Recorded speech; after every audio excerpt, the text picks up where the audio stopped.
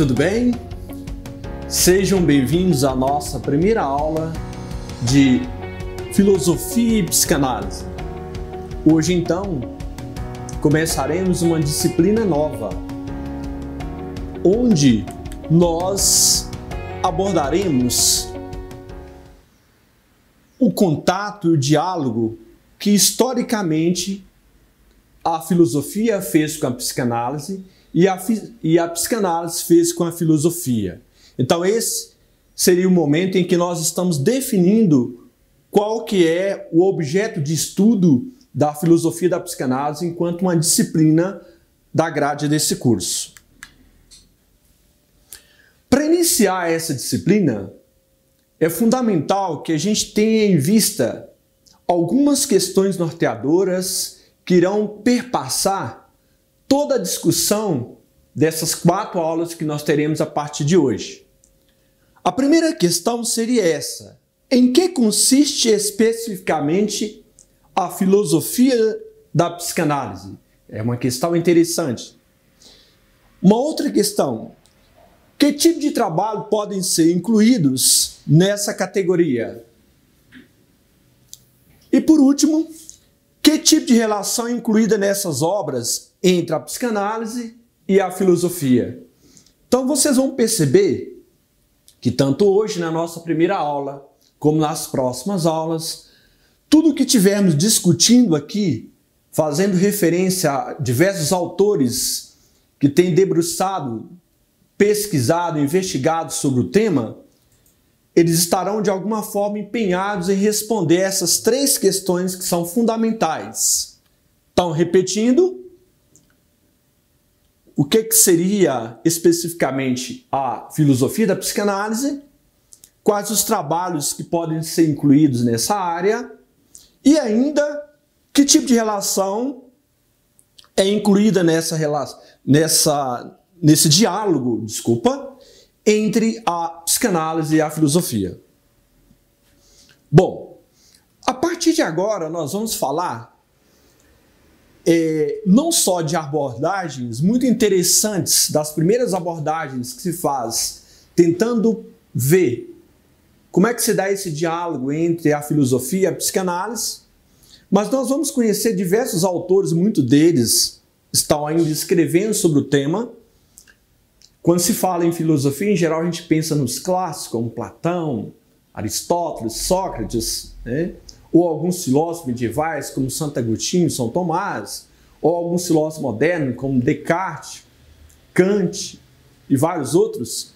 Mas nós temos vários autores contemporâneos, muitos deles estão vivos, tá? Que abordam temas muito específicos, o que é próprio, tá? Da reflexão contemporânea. Você dividir grandes temas, grandes metanarrativas e abordar temas bem específicos. E ao tratar da relação da filosofia com a psicanálise, nós vamos ver como que esses autores estão refletindo sobre esse tema. Então, quais seriam aqui as primeiras abordagens que nós vamos tratar? Essa primeira abordagem tem como traço comum interpretar a teoria freudiana a partir de um referencial externo a ela mesma. Ou seja, esses filósofos que nós vamos citar aqui, tá? O Ludwig Binswanger, o Jean Hippolyte e o Roland Daubiez, esses autores estarão olhando a psicanálise de fora para dentro.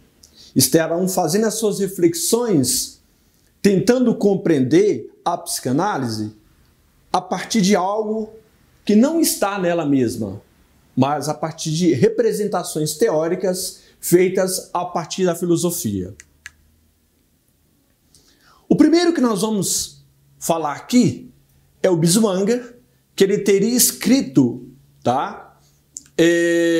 Uma obra, no caso aqui um artigo, no ano de 1936, portanto essa é a obra, esse é o artigo que inaugura a discussão tentando compreender como é que a filosofia pode dialogar com a psicanálise.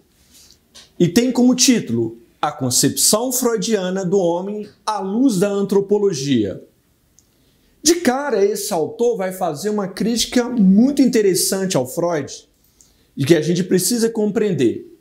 Ele vai dizer que quando Freud tentou compreender o homem a partir da sua natureza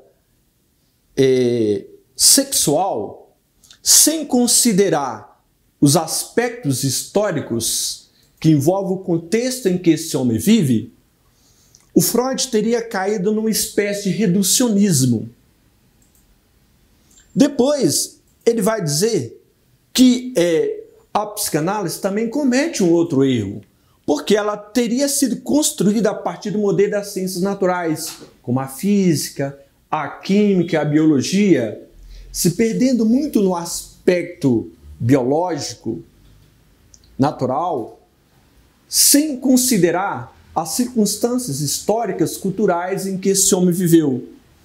Por outro lado, o fato do Freud dar muito ênfase à questão da libido, da pulsão sexual, a questão instintiva do homem, como sendo algo que define esse próprio homem, ele teria dado muito ênfase à questão do corpo em detrimento das questões histórico-culturais.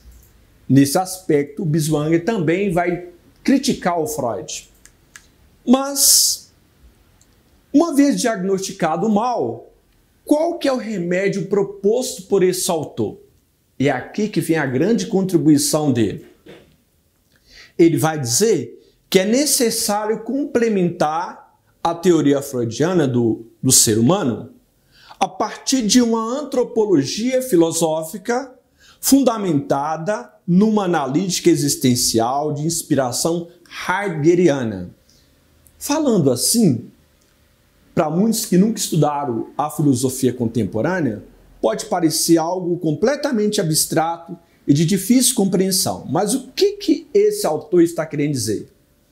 Que o Heidegger, que é considerado um filósofo analista, existencialista muito interessante, teria formulado lá na primeira metade do século XX, quando estava desenvolvendo a teoria existencialista, o conceito de Dasein. Nesse conceito de Dasein, ele teria proposto uma antropologia existencialista, ou seja, o homem tem que deixar de lado as grandes questões metafísicas e viver a realidade a partir do seu próprio contexto histórico.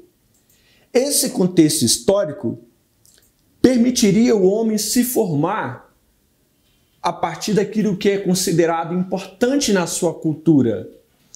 Então, quando ele propõe esse resgate da antropologia filosófica heideggeriana, ele está querendo dizer, olha, o que o Freud escreveu acerca do homem não que esteja errado, mas para que esse homem possa ser compreendido na sua totalidade, tem que ser inserida a ideia do Dasein, tem que ser inserida a ideia de que esse homem, além de ser formado por questões estritamente biológicas, esse homem também tem o seu lado histórico, tá? O seu lado concreto, que ele vive na sua cultura, na sua civilização. Um outro autor, não menos importante, é um autor francês, o Jean Hippolyte.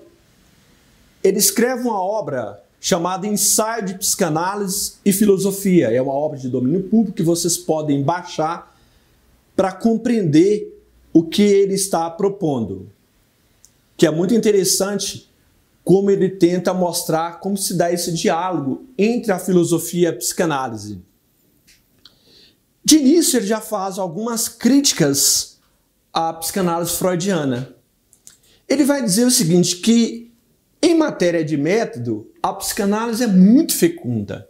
Realmente a abordagem que o Freud faz é algo inovador, revolucionário.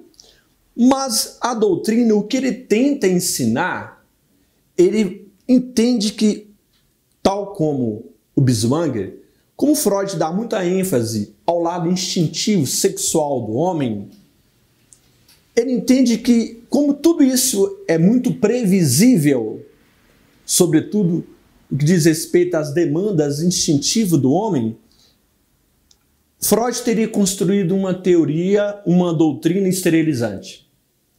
Tá? Em matéria de doutrina, em matéria de ensinamento, pouco acrescentaria para a história da humanidade. Por um outro lado, ele tenta mostrar que Freud buscava uma verdade pressentida, mas jamais definitivamente elaborada. O que ele queria dizer com isso? Por mais que Freud tivesse o intuito de transformar a psicanálise numa ciência, tá? O que ele buscava era óbvio demais. Era preciso que elaborar, demonstrar empiricamente, racionalmente, todas as teorias formuladas pelo Freud, coisa que ele não conseguiu fazer. Mas esse autor também vai propor um remédio para a redenção do Freud. Só que, diferentemente do Biswang, que propôs uma antropologia filosófica à luz do pensamento do Heidegger, a partir da ideia do Dasein, do homem concreto, ele vai propor o quê? A dialética hegeliana. Porque a dialética hegeliana pressupõe que, é só para recordar aqui o termo dialética, tá, gente? Quando pela primeira vez isso aparece dentro da filosofia, com Platão, Platão entende a dialética como um diálogo que conduz o homem ao conhecimento. O que o Hegel vai propor? Ele vai dizer que, na verdade, a dialética se constrói por uma afirmação, que é uma tese, e por uma negação, que é uma antítese. Para você chegar a uma síntese,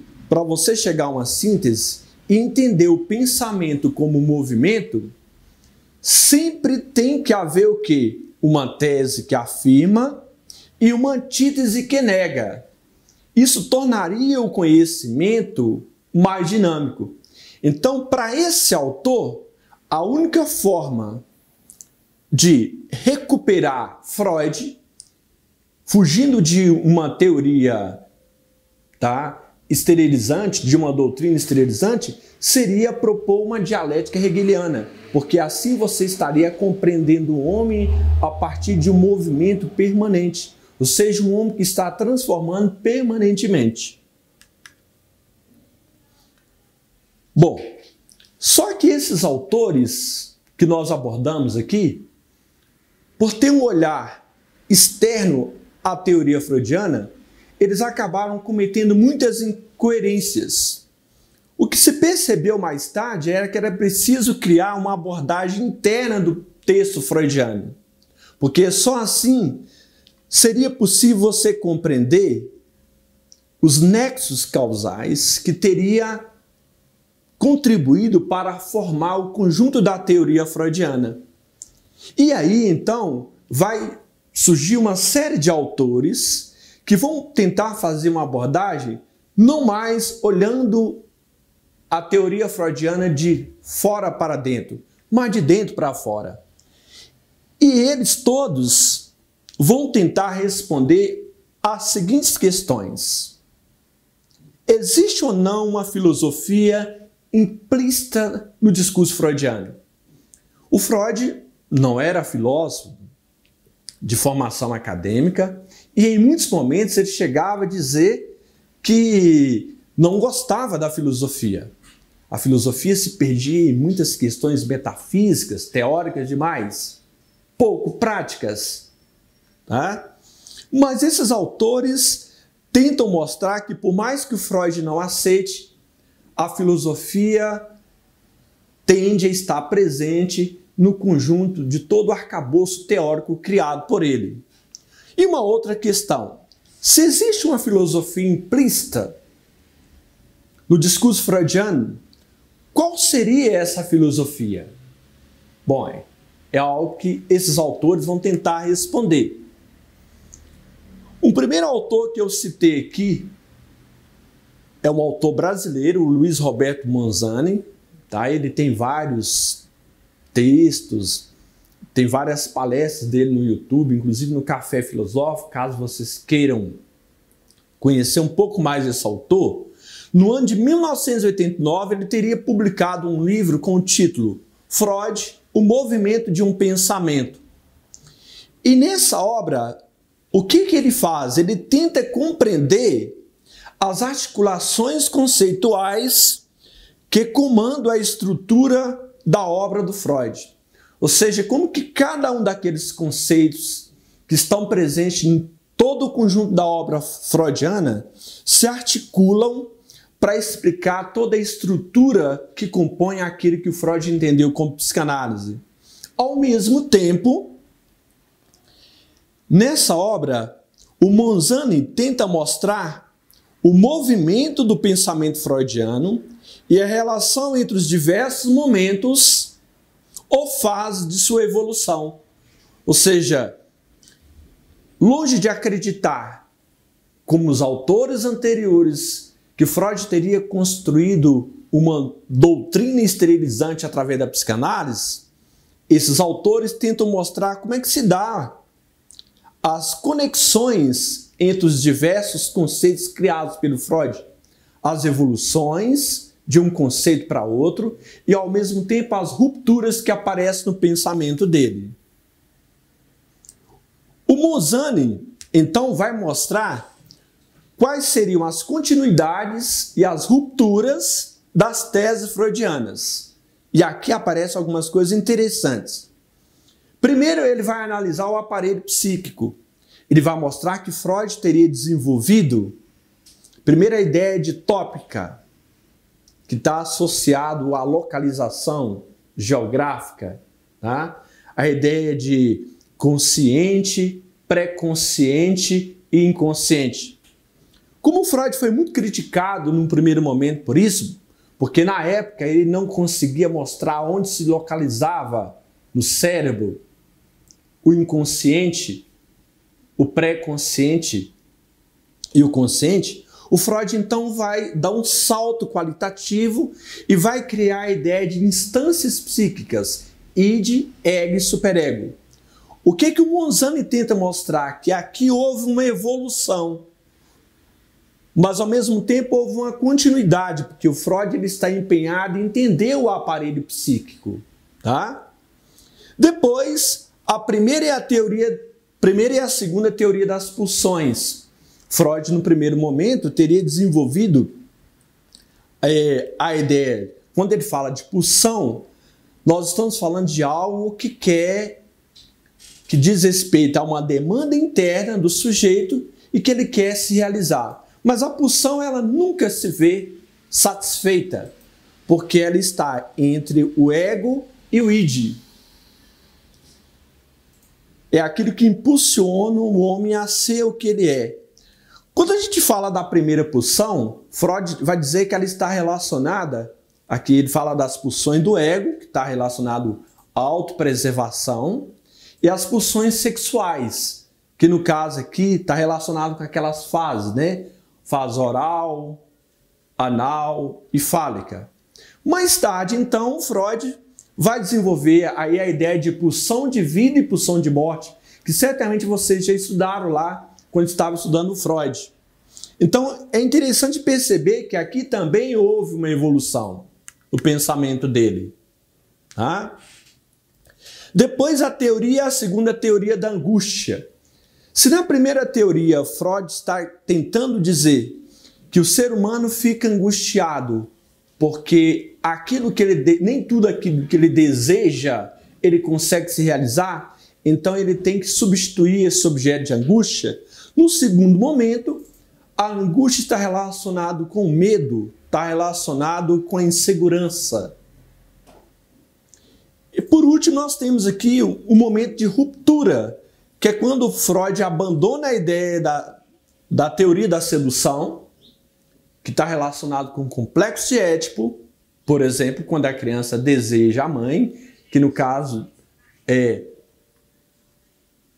um desejo que está relacionado àquilo que é propriedade do pai, pelo conceito de fantasia. Esse conceito de fantasia, Freud entende que ele é um conceito mais amplo, tá?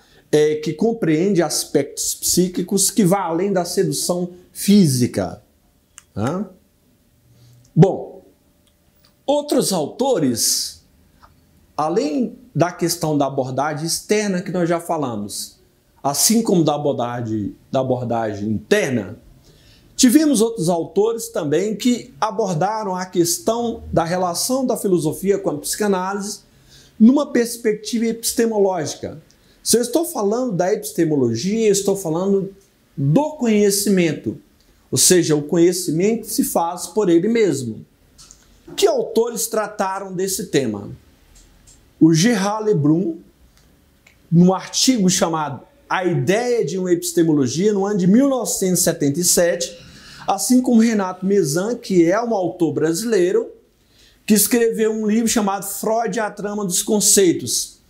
Em todas essas obras, tanto no primeiro artigo quanto no livro, esses autores estão tentando entender a origem dos conceitos freudianos e como que esses conceitos se remontam à filosofia, ou reportam à filosofia. Ou seja, Freud não teria tirado do nada da sua mente esses conceitos, mas eles estão diretamente relacionados a momentos históricos, ou da filosofia, ou do período anterior a ela, que seria da mitologia, que nós vamos tratar aqui numa outra disciplina. Bom, continuando na mesma linha de análise epistemológica, tentando compreender essa relação ou essa interconexão entre a filosofia e a psicanálise, o Manzani vai escrever um outro artigo chamado Freud e a Filosofia, um olhar retrospectivo, onde ele tenta mostrar que, por mais que o Freud negue num primeiro momento que ele não estava construindo uma corrente filosófica com a psicanálise, em muitos aspectos, mesmo que indiretamente, ele acaba reportando vários teóricos que foram decisivos ao longo da história da filosofia. E por último, a gente citaria aqui o Bento Prado Júnior, que escreveu um artigo chamado A Filosofia da Psicanálise no Brasil, e depois um livro, A Filosofia da Psicanálise, no ano de 1991. E esse autor faz algumas considerações importantes que nós vamos ver aqui agora. Ele propõe que se entenda a expressão filosofia da psicanálise em duplo sentido. Primeiro, com uma reflexão que faz do discurso e da teoria psicanalítica o seu objeto. Ou seja, se alguém quer fazer da psicanálise um objeto de estudo filosófico, você tem que levar em conta, tá, o discurso psicanalítico, ou seja, a linguagem específica dessa área de estudo, e a teoria psicanalítica em si. Não só aquilo que escreveu Freud enquanto fundador da psicanálise, mas aqueles vários outros autores que deram continuidade ao pensamento psicanalítico. E uma outra proposta seria o quê? Tratar as questões que a psicanálise parece impor-se-los, exigindo mudanças cruciais no aparato conceitual da própria filosofia. Olha que interessante isso aqui. Ou seja, se a filosofia quiser estudar a psicanálise, ela tem que fazer uma releitura da própria função da filosofia. Ou seja, se num passado não muito distante, a psicologia experimental era objeto de estudo da filosofia lá no século XVIII, XIX, e naquele momento histórico a filosofia teve que repensar muita coisa para compreender o homem moderno e o homem contemporâneo que estava surgindo ali, a psicanálise não vai ser diferente. Ou seja, a psicanálise teria legado ao homem contemporâneo formas bem específicas de entender a psique humana que não teria como a filosofia não considerar isso aí. Se a gente pensar bem, embora o Freud não tivesse essa pretensão de estudar a própria psicanálise sob um olhar filosófico, ele escreveu no ano de 1913 um artigo chamado O Interesse pela Psicanálise, onde, mesmo sem querer, ele dá algumas alfinetadas na filosofia. E olha que interessante o que o Freud diz. A filosofia na medida em que se constrói sobre a psicologia, não poderá deixar de levar integralmente em conta as contribuições psicanalíticas à psicologia e de reagir a esse novo enriquecimento do nosso conhecimento, assim como fez em relação a todo o avanço considerável das ciências especializadas. O que o Freud está tentando recordar é muito interessante. A partir da Revolução Científica do século XVII, com o surgimento das ciências naturais, a matemática, a astronomia, a física, a química, a biologia, a própria filosofia deixou de ser ciência. Isso porque a filosofia não tem um objeto de estudo específico. Ela se interessa tanto pelo pensamento como pelo conhecimento em geral. Ela sempre tem uma visão generalizada. A filosofia nunca vai particularizar o conhecimento. Se naquele momento a filosofia teve que repensar a si mesmo enquanto uma forma de ler e interpretar o mundo, com a psicanálise não seria diferente. Ou seja, Freud está dizendo, olha, a partir do momento que surgiu a psicanálise, a própria psicologia também mudou. Se em algum momento a filosofia teve que repensar a si mesma, tá? Ou repensar o homem a partir das contribuições da psicologia experimental, agora então, mais do que nunca, fazer filosofia não tem mais como deixar de lado as contribuições dadas pela psicanálise. Bom, o que seriam aqui as questões para praticar a filosofia da psicanálise? O próprio Freud vai dar algumas sugestões muito interessantes. Se eu quero estudar a psicanálise a partir da filosofia, eu tenho que levantar algumas questões a partir disso que foi colocado aqui no slide. Existe o inconsciente? O inconsciente diz alguma coisa acerca do psiquismo humano? Qual que é o lugar do sujeito na compreensão de si mesmo e do mundo? Olha que interessante isso aqui. O sujeito é racional? Ele deve pensar o mundo só a partir da razão? Ou ele deve pensar o mundo levando em conta as emoções, os sentimentos, os desejos, as fantasias? Uma outra questão que hoje está associada à filosofia da mente, que é o problema mente-corpo. No passado, os filósofos falavam muito do dualismo, a divisão de corpo e alma. Os filósofos modernos vão falar de corpo e mente. Hoje, a neurociência levanta questões muito pertinentes acerca desse problema. Faria sentido nós discutirmos ainda hoje a relação mente-corpo? Ou haveria somente o cérebro, tá? E a mente seria apenas uma extensão do próprio cérebro? Qual que é a natureza da consciência? A consciência é algo que existe por ela mesma? Ou é uma construção histórica? Qual é a natureza da mente? Qual que é a natureza da intencionalidade? A intencionalidade é algo que brota espontaneamente no sujeito? Ou a intencionalidade é algo consciente que o homem dirige para a compreensão do objeto? Isso nós vamos retomar aqui na frente. Além dessas reflexões que foram feitas anteriormente, foi criada também uma outra linha de reflexão, que seria a filosofia das ciências. O Adolfo Gumbauer escreveu um livro chamado Os Fundamentos da Psicanálise, em 1984, em que ele vai abordar essa discussão a partir da filosofia das ciências. E o que vai ser relevante aqui nessa discussão proposta por ele? Primeiro, ele vai buscar estabelecer qual o regime de provas e validação das teorias psicanalíticas. Se Freud teve tanto empenho, tanta dedicação em fazer da psicanálise uma ciência, o que valida as teorias psicanalíticas? Quais as provas que podem ser encontradas para legitimar as teorias psicanalíticas? Outra questão que ele vai colocar, muito interessante: qual o papel da experiência e das hipóteses?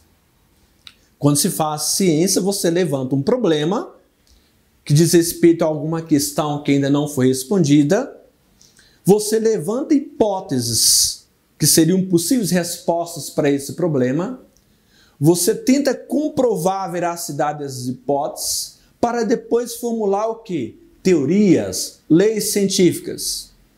E só depois que você passa por todas essas etapas é que você publica esse trabalho numa revista científica. Olha, naquele momento que o Freud estava vivendo, e mesmo outros autores posteriores a eles teriam preocupados em demonstrar qual o papel da experiência e das hipóteses para dar legitimidade ao conhecimento psicanalítico? Então é essa questão que esse autor está levantando aqui ao abordar a psicanálise dentro da filosofia das ciências. E uma terceira questão colocada por ele é a adequação do conhecimento psicanalítico ao conhecimento científico. Talvez aqui esteja a questão mais polêmica. Se o principal objeto de estudo da psicanálise é o estudo do inconsciente, olha que interessante. E o inconsciente não é algo palpável, plausível, não é algo que você pode mensurar, que você pode objetivar, formulando teorias ou leis científicas sobre ele. E tudo que decorre do conhecimento do inconsciente, a gente poderia dizer que todo o conjunto, todo o arcabouço teórico da psicanálise se adequa ao conhecimento científico? É essa questão que ele vai colocar aqui. Depois, nós vamos ter autores que vão tentar entender essa interlocução entre a psicanálise e a filosofia a partir da história das ciências. Se eu estou falando da história da ciência, estou falando do conjunto de genealogias conceituais que influenciaram a constituição do discurso psicanalítico e tratam de examinar como certas redes conceituais influenciaram a constituição das teses psicanalíticas. Ou seja, para esses autores, o discurso psicanalítico deve ser compreendido não conceito por conceito isoladamente, mas a partir de uma rede de conexões conceituais. Ou seja, nenhum conceito estaria dentro do conjunto da obra do Freud,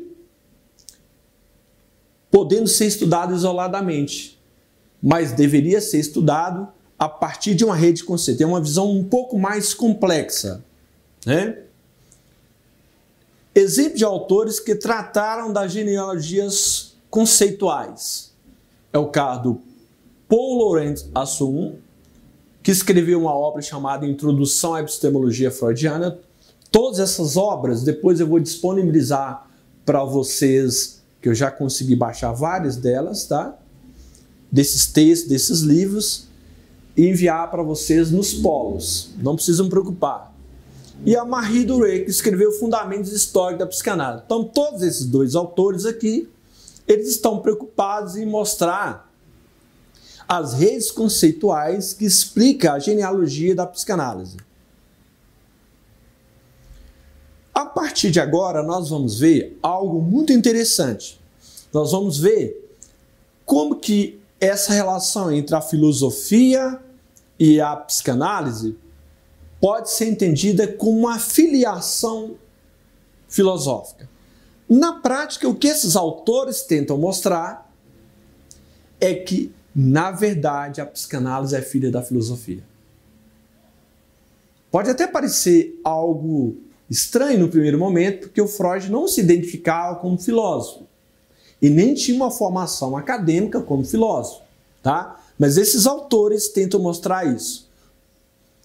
O primeiro deles aqui seria o que? O Zelig Loparic, que em numerosos trabalhos ele vai demonstrar o kantismo de Freud e sua filiação à heurística kantiana de ciência, ou seja, se a heurística do Kant aqui é um filósofo do século XVIII, que vai escrever sobre a epistemologia do conhecimento, tentando superar o racionalismo e o empirismo, que explicavam a origem do conhecimento no início da Idade Moderna. Ele vai então juntar o racionalismo e o empirismo, formando o chamado criticismo kantiano. E ele também vai dar uma contribuição muito interessante na formulação da concepção da ética racional moderna. Mas quando ele fala de heurística, que ele está tentando mostrar que Kant vai dizer que para haver conhecimento, você tem que trabalhar em cima de juízos. Existem os juízos sintéticos e os juízos analíticos. Se eu falo de juízos analíticos, eu não estou falando nada de extraordinário. Por exemplo, se eu falar assim, todo homem é mortal, Sócrates é homem, logo Sócrates é mortal, eu estou diante de um juízo analítico.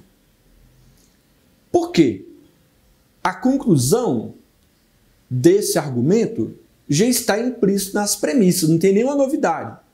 Agora, se eu digo assim, por exemplo, o ferro conduz a eletricidade, a prata conduz a eletricidade, o ouro conduz a eletricidade, o cobre conduz a eletricidade. Ora, todos esses objetos são metais, logo todos os metais conduzem a eletricidade, aí eu já estou diante de um juízo sintético, porque houve o que aqui? Surgiu aqui algo novo, um conhecimento que resultou de uma conclusão não necessariamente vinculada às premissas. Então, essa heurística kantiana está tentando compreender como é que se constrói um conhecimento a partir de juízos. Juízos analíticos, mas, sobretudo, juízos sintéticos. O que esse autor vai dizer? Que Freud, quando está formulando a sua teoria, ele também trabalha com juízos. E, nesse aspecto, ele acaba reportando essa heurística kantiana. Para a gente compreender um pouquinho o que seria essa teoria do juízo do Kant, eu trouxe aqui para vocês um vídeo que foi produzido há um certo tempo atrás, que era exibido no jornal da Globo à noite, chamado Ser ou Não Ser, Kant, o Limite da Razão, onde ele vai refletir exatamente sobre esses juízos, né? Como é que se constrói o conhecimento? Juízo sintético e juízo analítico. Uma pergunta. O homem pode saber tudo? Aliás, duas perguntas. Até onde o pensamento é capaz de nos levar? Prepare-se para uma viagem rumo aos limites da razão. Quem vai nos guiar nesta aventura é a filósofa Viviane Moser. Você já tentou pensar sobre o infinito? Aí você já complicou. Infinito é algo que nós não alcançamos. Tudo que é aquilo que não tem limite, né? Que não tem início, meio e fim, fica difícil você tentar entender o que é, né? Eu acho que pra mim assim é meio inexplicável o infinito. Será que é possível conhecer tudo? O infinito cabe no enquadramento?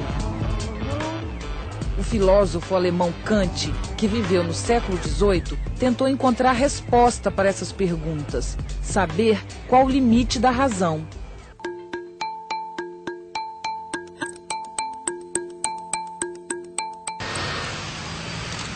Bem-vindo! Para Kant, o conhecimento nasce da experiência que temos do mundo, mas essa experiência, antes de chegar a nós, passa primeiro por um filtro. Pense numa máquina fotográfica. Há mais de 30 anos, o fotógrafo de jornal Custódio Coimbra sai todos os dias em busca de um retrato do Rio. As lentes de sua máquina tentam delimitar o melhor enquadramento, capaz de traduzir a cidade para milhares de leitores em todo o Brasil. Eu sou meio que um captador de emoções. Num dia eu estou numa chacina, no outro dia eu estou no Maracanã, eu escuto um grito de dor, eu escuto um grito de alegria. A nossa percepção também é uma lente que enquadra e delimita a realidade, como a máquina do fotógrafo. As fotos que Custódio tira primeiro se imprimem na lente de seus olhos. Eu fotografo primeiro sem a máquina. Depois eu uso o equipamento como instrumento para chegar nesse produto final. Todas as sensações que experimentamos e os pensamentos que temos, segundo Kant, passam pelo filtro do nosso corpo, os 5 sentidos e o sistema nervoso central.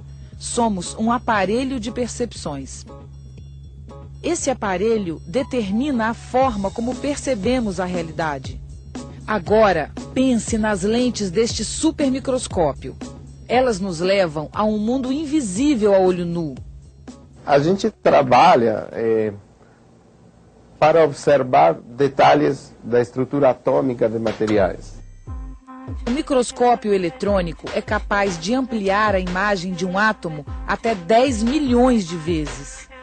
Se pensamos em uma formiga pequenininha de cozinha, tem 1 milímetro. Se aumentamos isso 10 milhões de vezes, essa formiga passaria a ser um monstro de 10 quilômetros de comprimento. As lentes também são capazes de guiar nossa visão até galáxias muito distantes. O telescópio deste observatório em Minas funciona como um super-olho humano, capaz de focalizar estrelas e planetas a milhões de anos-luz. Eu particularmente estudo estrelas que são jovens, né?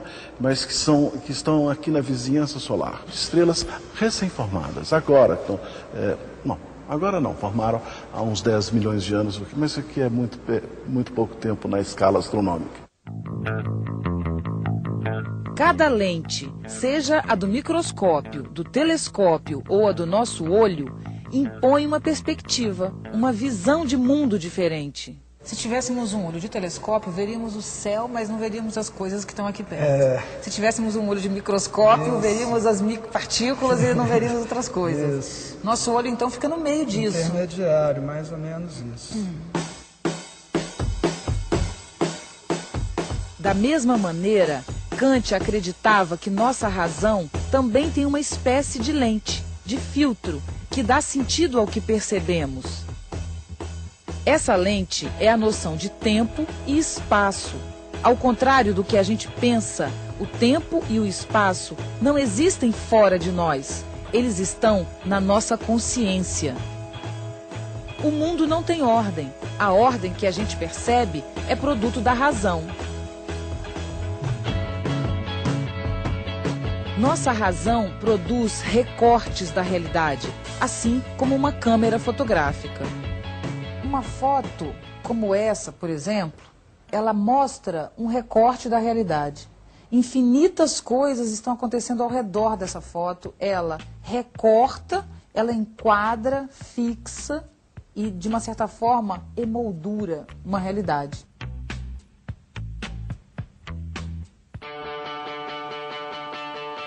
Nossa capacidade de perceber é sempre limitada. Kant acreditava que não podemos conhecer tudo, apenas o que é possível de ser captado por nosso aparelho de perceber, de ver, ouvir, sentir. A alma é mortal ou imortal? Deus existe?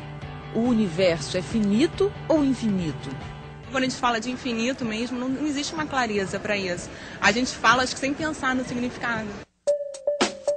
Se a razão é um recorte, um enquadramento, como conhecer Deus, o ilimitado, o infinito? Está muito além da compreensão humana, né? Kant dizia que o homem jamais seria capaz de chegar a um conhecimento seguro sobre essas perguntas. São coisas que você não consegue explicar, né? A gente tem que aceitar pela fé, né? Isso não quer dizer que essas perguntas não possam ser feitas. Se fosse assim, não existiria ciência ou filosofia, mas as respostas estão além do que a razão pode conceber. Nunca seremos capazes de saber como as coisas são na realidade. Só podemos saber como elas se mostram a nós. Como o Rio de Janeiro, que a gente acabou de ver pela lente de Custódio Coimbra. É uma cidade que eu amo, é um povo que eu adoro, então eu saio em busca dessa atmosfera.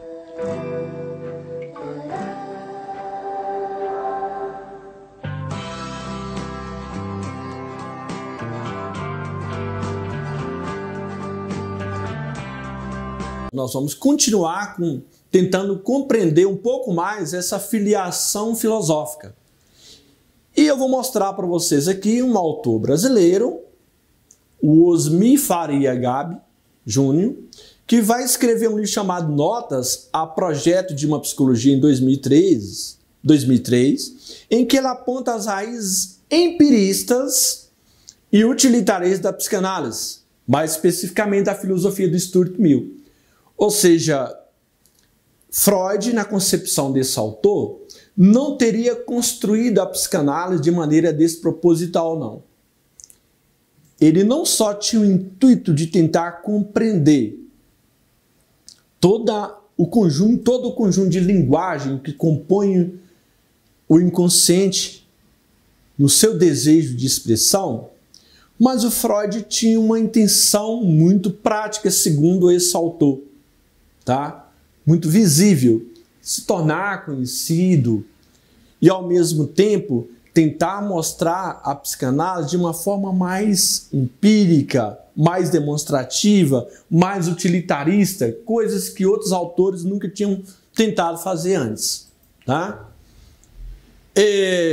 Aqui tem uma observação interessante que eu gostaria que vocês pensassem sobre ela, falando ainda dessa filiação filosófica da psicanálise. A psicanálise também costuma ser relacionada à tradição da filosofia alemã, sobretudo no século XIX, o chamado idealismo tardio. Por quê?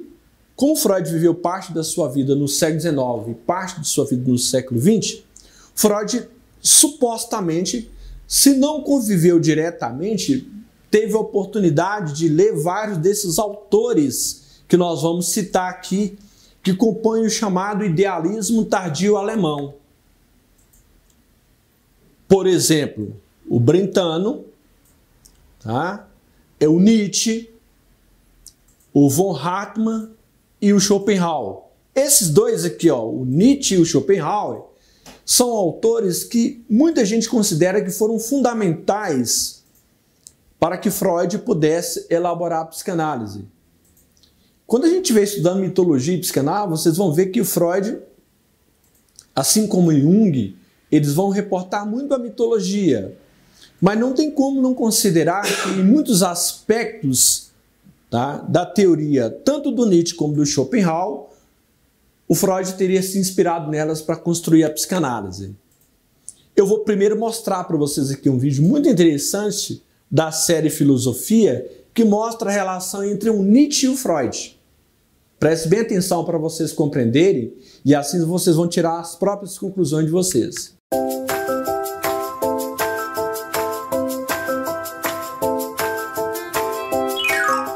O filósofo Friedrich Nietzsche nasceu na Alemanha em 1844 e faleceu em 1900. Era filho de um pastor luterano que morreu quando o garoto tinha apenas 5 anos. Nietzsche e a irmã foram então criados pela mãe, 2 tias solteiras e a avó.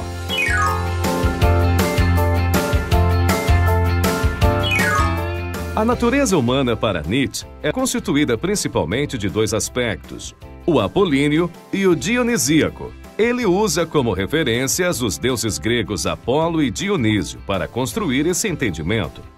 O aspecto apolíneo representa o nosso lado racional, nossa busca pela tranquilidade, pelo previsível, pela ordem. Já o aspecto dionisíaco é o nosso lado irracional, nossa atração pela paixão, pelo caos criativo, pelo dinamismo. As melhores expressões artísticas e literárias na visão de Nietzsche são aquelas que fundem essas 2 tendências, e a melhor vida que se pode viver é aquela baseada na paixão controlada, ou seja, não se deve viver nem de maneira irracional ou dionisíaca, nem no marasmo apolíneo. É necessário paixão e controle para se bem viver. A filosofia ocidental, segundo Nietzsche, tinha enfatizado excessivamente a razão e o intelecto e minimizado a importância das paixões humanas. Como resultado, havia caído em um racionalismo sem vida. Logo, Nietzsche percebia como urgente a necessidade de fazer ressurgir o espírito dionisíaco. Não deveríamos apenas viver, dizia ele, mas viver com gosto. Em vez de viver uma vida planejada e ordeira em cada mínimo detalhe, assuma riscos, pois mesmo as quedas que podem resultar desses riscos serão úteis para o crescimento pessoal.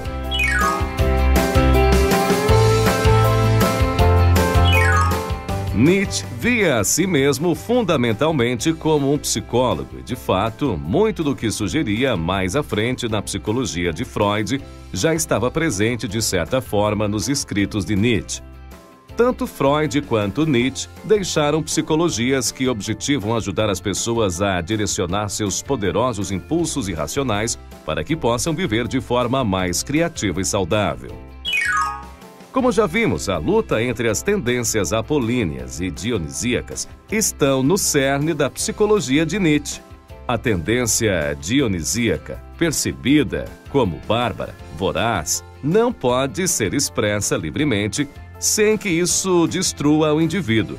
Para que esses impulsos dionisíacos possam se expressar, é importante que eles sejam antes modificados pela racionalidade apolínea.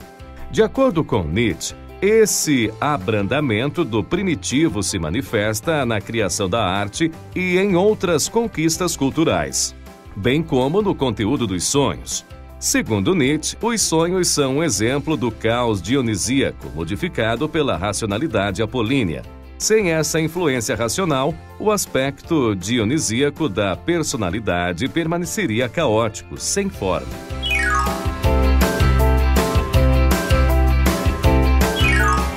Repressão é um conceito bastante discutido por Nietzsche. Ele considera que seus impulsos dionisíacos se tornam muito ameaçadores. A racionalidade apolínea pode reprimi-los. Bom, até agora percebemos muitas semelhanças entre Nietzsche e Freud, mas também há divergências entre os pensadores. Por exemplo, ao contrário de Freud, Nietzsche considera que quando a pessoa internaliza os valores morais dos pais e das outras autoridades, isso é uma coisa ruim, pois deixamos de ser nós mesmos e passamos a nos preocupar em atender às expectativas dos outros.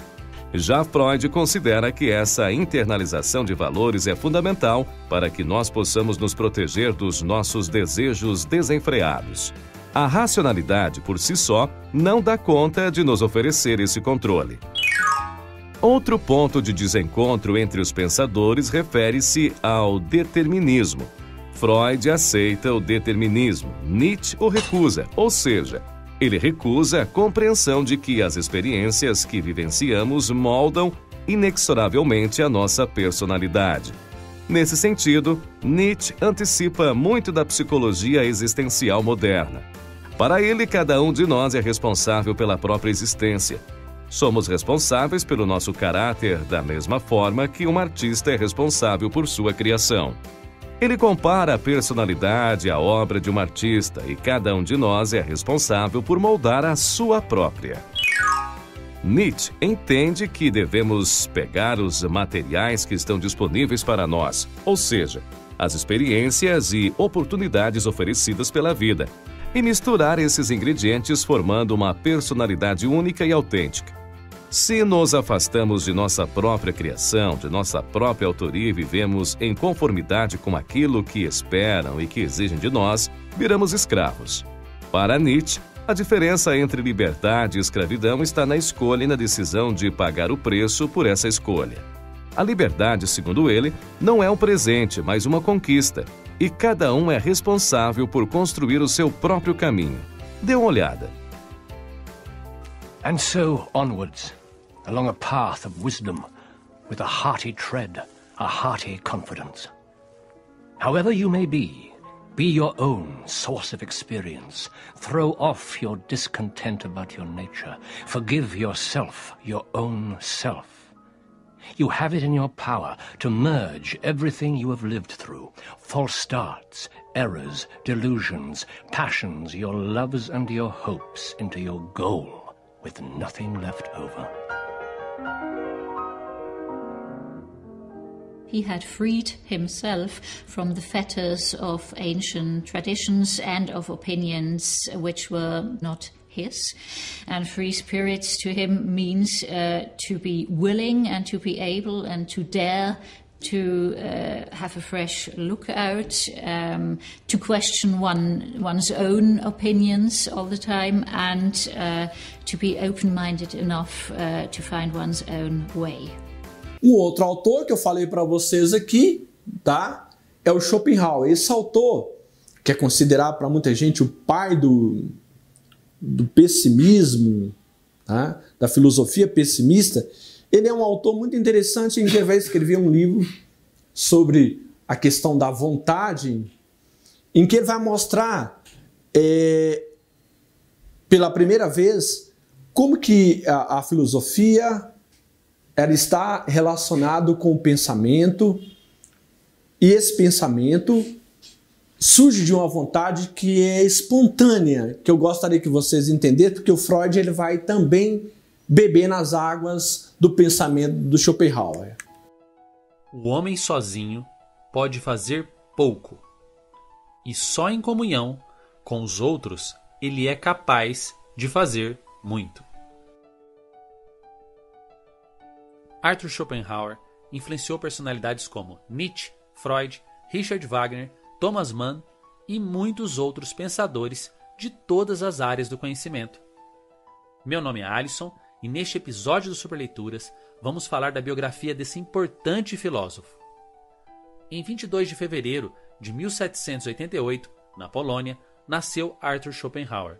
Seu pai, que era um renomado comerciante que atuava em diversas praças, desejava que o filho seguisse os mesmos passos, apesar do desejo de Schopenhauer de seguir uma carreira de estudioso.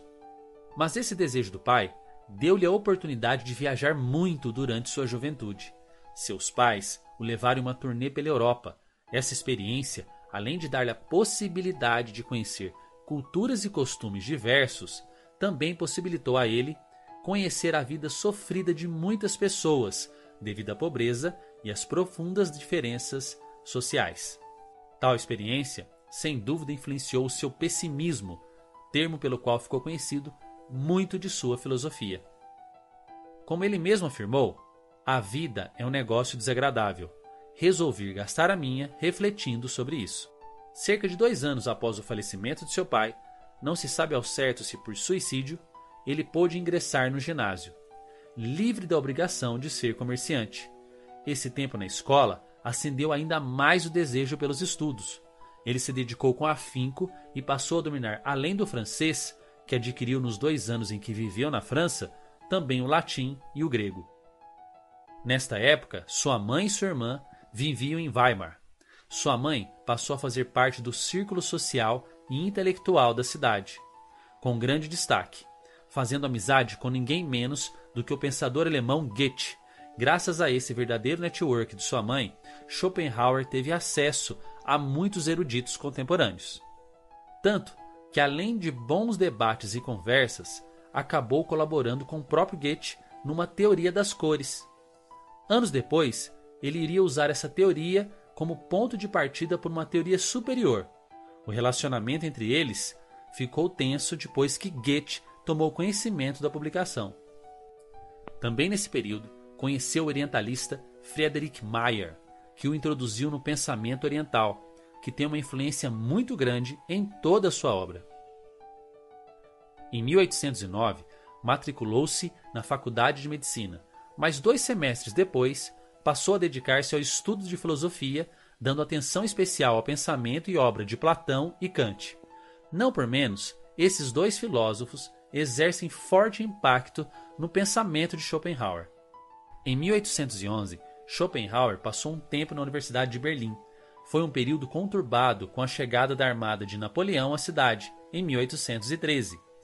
Pouco tempo depois, Schopenhauer, que já sentia um certo desânimo da vida intelectual universitária, estabeleceu-se numa pequena cidade aos arredores de Weimar e lá concluiu a sua famosa obra, A Raiz Quádrupla do Princípio da Razão Suficiente, que disserta uma investigação sistemática do princípio da razão suficiente e que lhe rendeu seu doutorado.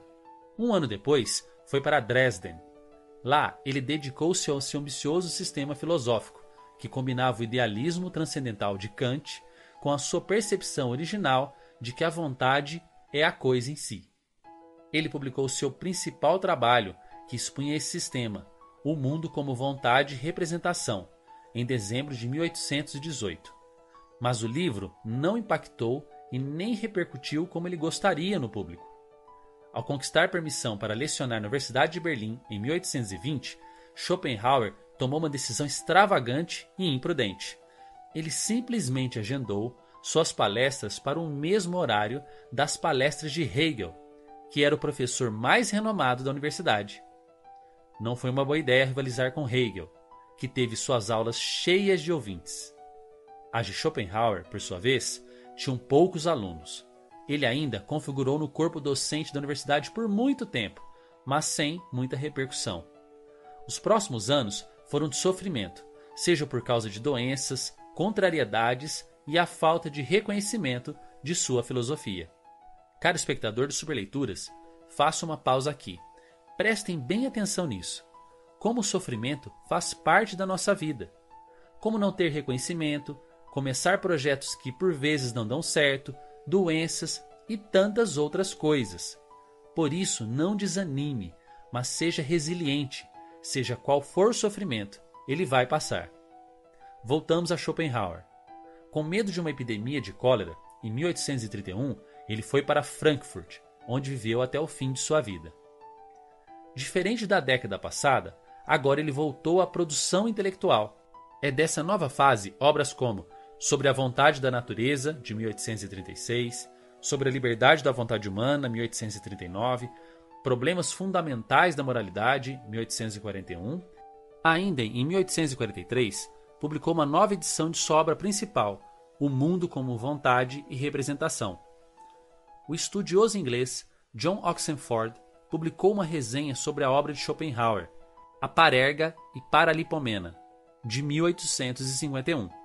A resenha, traduzida para o alemão, teve um efeito viral, alçando enfim Schopenhauer à fama. O crítico inglês publicou ainda outros textos importantes para essa difusão do pensamento do filósofo. Schopenhauer faleceu em 1860, deixando um legado importante para a história do pensamento.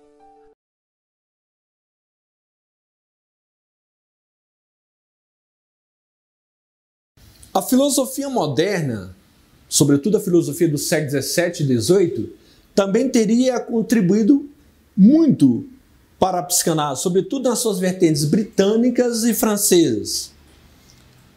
Há um autor brasileiro que é muito conhecido, inclusive tem vários vídeos no YouTube que vocês podem consultar, o Francisco Boca. Ele escreveu um artigo chamado Freud e a Filosofia Moderna, a Ascensão do Prazer na Modernidade. E nessa obra, ele vai tentar mostrar que uma corrente filosófica que, no primeiro momento, se mostrava muito contraditória em relação à psicanálise, porque os objetos de estudos eram tratados de forma diametralmente opostos, num segundo momento, vai haver um diálogo bem claro entre a psicanálise e a fenomenologia. Nós temos aqui o quê? Primeiro, em que elas são diferentes? A psicanálise, enquanto que ela vai tratar da teoria do inconsciente, tá? Que não é algo, como nós já falamos, palpável, tão tangível assim. Por que a fenomenologia vai se opor? Porque ela vai tentar entender o sentido da experiência consciente. Então, tudo aquilo que escapa à consciência deixa de ser objeto de estudo da fenomenologia. Se a psicanálise se origina no naturalismo científico, que tenta ver qual que é o lado corporal, primitivo do ser humano, instintivo do ser humano, a fenomenologia ela tem uma posição marcadamente antinaturalista, porque ela pressupõe necessariamente que o sujeito esteja consciente, que ele volte a sua atenção para a compreensão de algum objeto que pode ser físico ou mesmo uma situação psíquica e possa sentir essa situação a partir do seu contexto e construir um conhecimento que à primeira vista é intuitivo, mas que é algo real. Então, a posição antinaturalista da fenomenologia é exatamente o oposto do naturalismo científico. Bom, mas ele também vai mostrar que é possível haver um diálogo recíproco entre a fenomenologia e a psicanálise. Num outro texto chamado o quê? Fenomenologia e Psicanálise, Encontros e Desencontros. Aqui já vai ser o quê? O Nelson Coelho Júnior. Ele vai mostrar o seguinte, olha que interessante. Enquanto que a fenomenologia trabalha com a ideia da intencionalidade, que o sujeito se volta para um objeto que pode ser real ou pode ser imaginário, mas ele racionalmente tem a intenção de fazer esse estudo, por um outro lado, esse sujeito está situado no seu tempo, no seu espaço. E isso permite a ele ter uma intuição correta da realidade. Conhecer o mundo em que ele vive. Isso seria o conceito de epoquê. Tá? Em que esses conceitos da fenomenologia dialoga com a psicanálise? Ele cita aqui o exemplo da atenção igualmente flutuante. Freud, quando ele criou o método da associação livre, ele propunha ao paciente que o paciente falasse tudo aquilo que viesse à mente.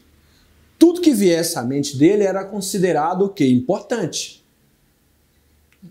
Desde alguma coisa que ele comeu, até um desejo que ele tem pela mãe, ou um conflito que ele tem com o pai, tudo era considerado importante.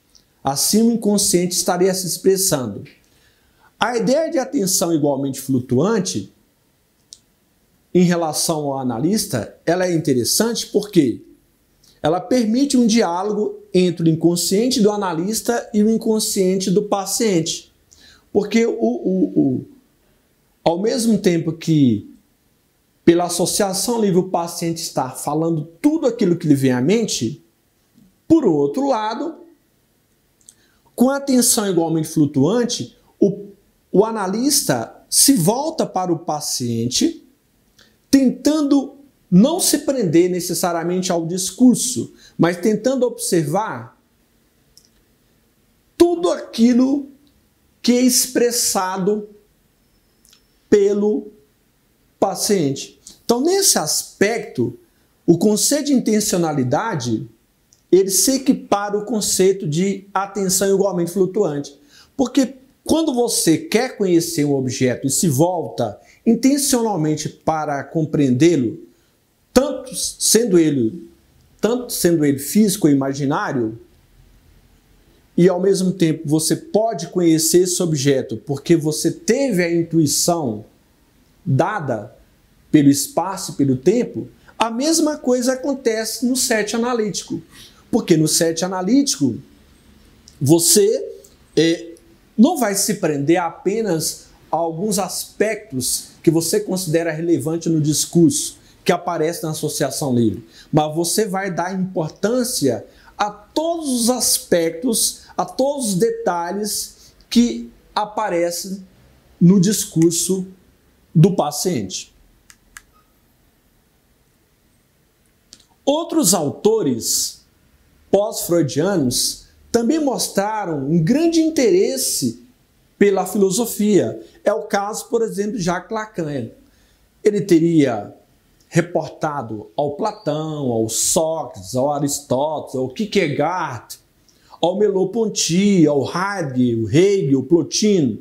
É claro que hoje há uma grande polêmica, discute muito se, em alguns momentos, o Lacan não teria se perdido demais nesse diálogo com diferentes correntes filosóficas ou com diferentes autores de contextos diferentes.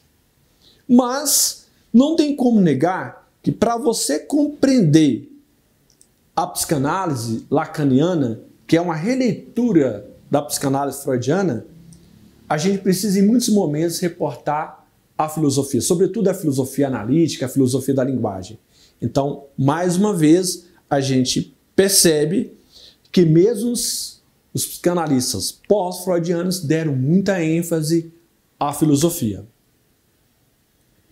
Outras áreas que a filosofia e a psicanálise convergem e compartilham interesses comuns: a ética, a estética e a teoria social política. Nós vamos ver cada uma delas aqui.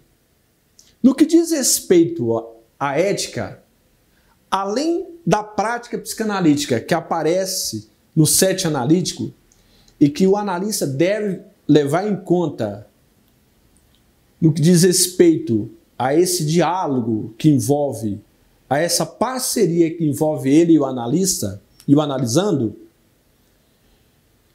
aqui tem algo importante a ser considerado: a tese freudiana do determinismo psíquico.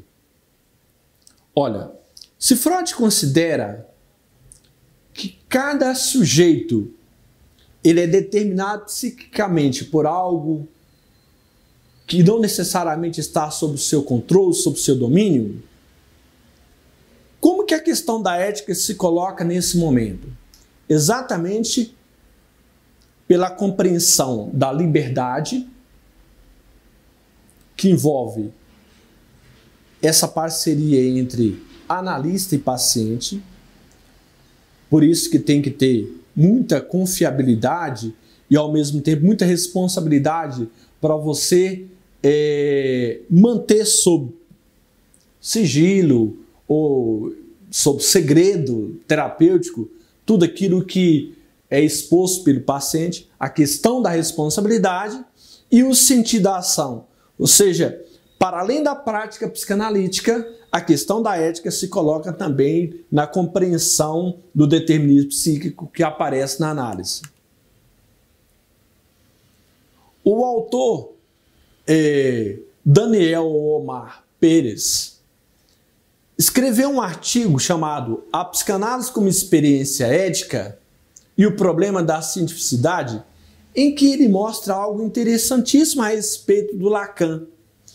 Ele diz que o seguinte, que o Lacan ele chega ao extremo de transformar a psicanálise numa experiência ética.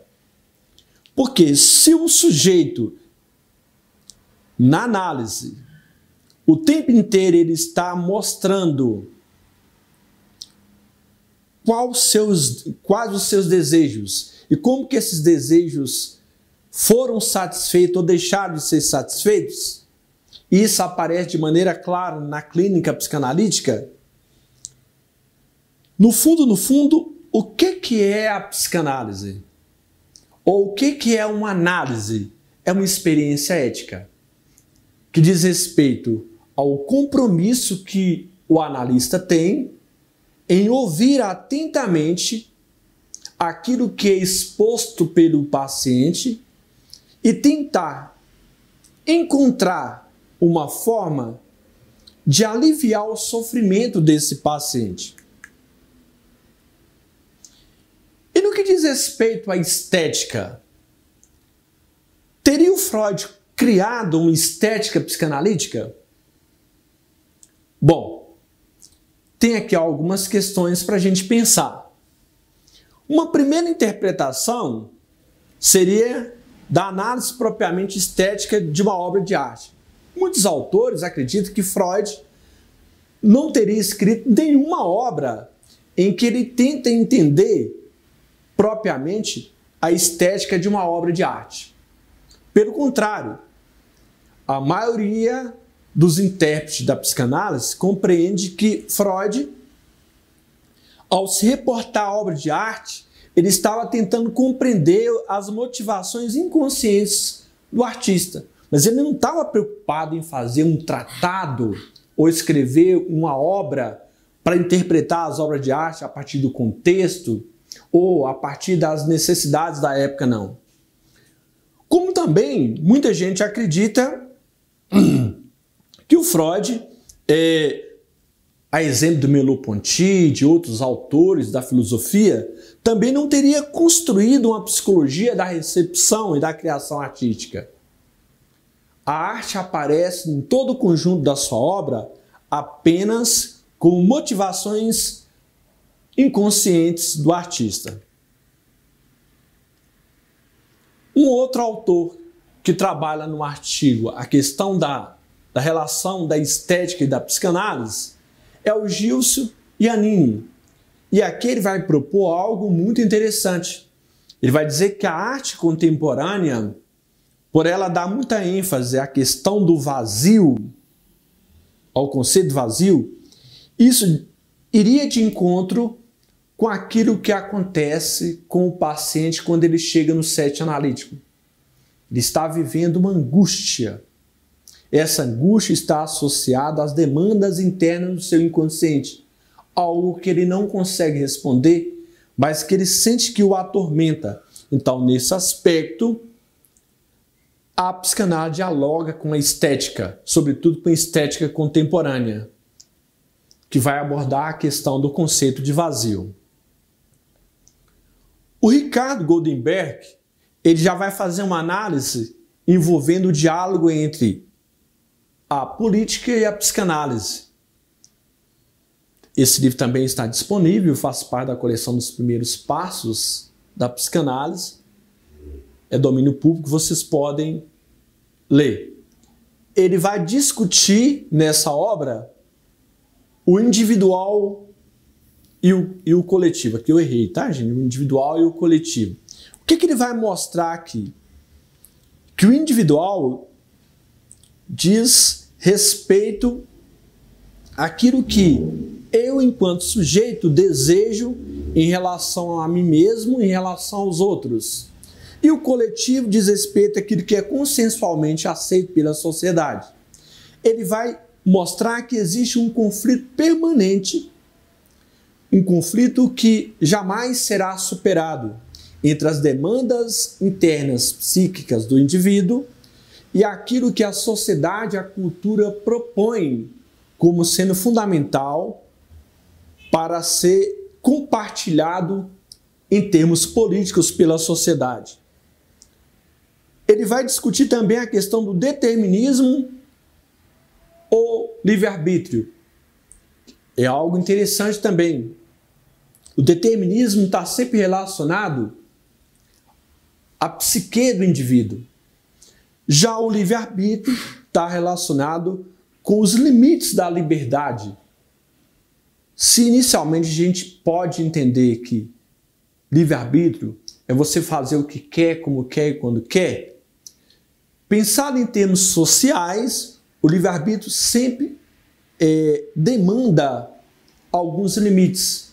Esses limites podem ser de ordem física, econômica, política, cultural. Então o indivíduo sempre estaria vivendo esse conflito envolvendo determinismo e livre-arbítrio. Uma outra questão que se discute muito, e que ele também enfatiza na sua obra, é a felicidade como um fator político. Todos nós temos os nossos conceitos de felicidade. Em muitos momentos esses conceitos vão variando de acordo com o tempo e com o espaço.